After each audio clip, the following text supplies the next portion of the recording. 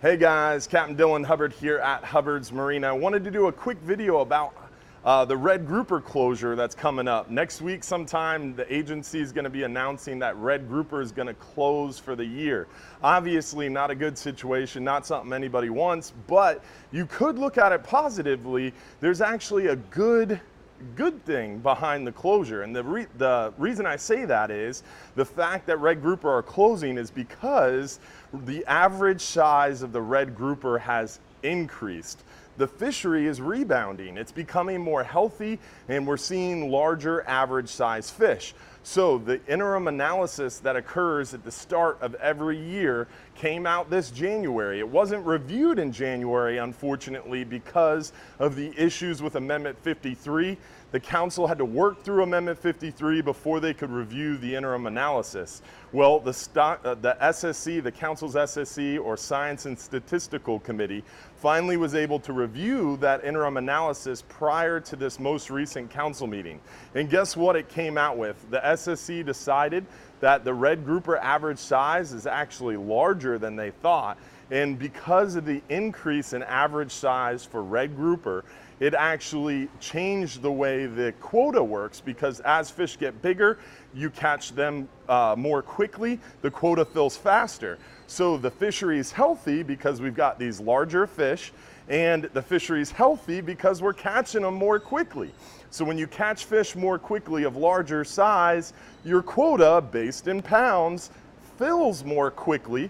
So then it triggers the ACL, or annual catch limit, ACL closure. So yes, it sucks. Red grouper is probably going to close sometime around mid to late September or early October for the rest of 2021.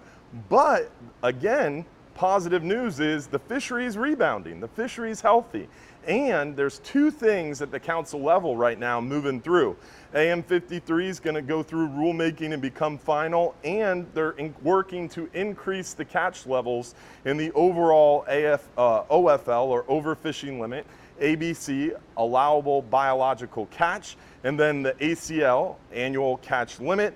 So all those things being increased means more quota, more fish to catch, and hopefully next year in 2022, the recreational fishery won't see a closure. Maybe we get the full 12 months. If we don't, it'll be closer to 10 and a half, 11, maybe 11 and a half months. So in the short run, 2021, it stinks red grouper's closing. I'm upset too. But look at it positive. Try to look at the brighter side of things. The fishery's healthy, the fishery's rebounding, we're getting bigger average fish, we're catching them more quickly. Now that the season's gonna close at the end of this year, hopefully we leave a bunch of fish in the water and the fishery will be even healthier next year. So look at the positive side of things. Obviously it stinks red grouper is gonna close, but it's really, really good to hear that the fishery is doing so well. We're able to catch them so fast that we're filling up our ACL quicker than anticipated. So hopefully next year we'll have a nice long season of super healthy fish, and we'll all do really well out there. Don't forget your venting tool or descending device when you go out there fishing for these red grouper, especially once the season closes.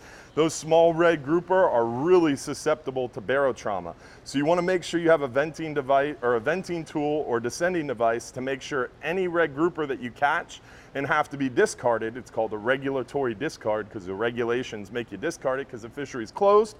You want to make sure that fish survives to the next year so you can catch it when it's legal to keep them and take them home and throw them in your fish box. So make sure you get the fish up quickly, get them off the hook quickly with a good pair of de-hooking tools, then get them back in the water quickly after you vent them or hook them up to your descending device and send them back down quickly.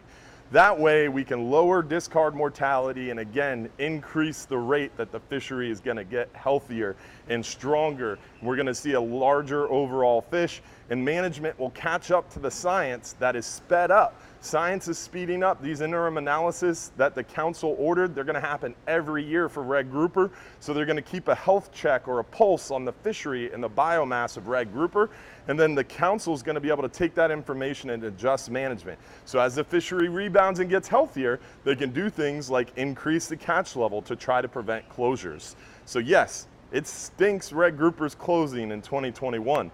2022, whole new year, hopefully a longer 12-month season, and beyond, we're gonna keep getting those health checks and keep working towards increasing this fishery, rebuilding the fishery, and having a healthy, sustainable, accountable, and hopefully a full OY or optimum yield. And the Seafire program is gonna help with that because it's gonna help give more indices of abundance. But first, you've gotta reach full compliance and you've gotta calibrate your data.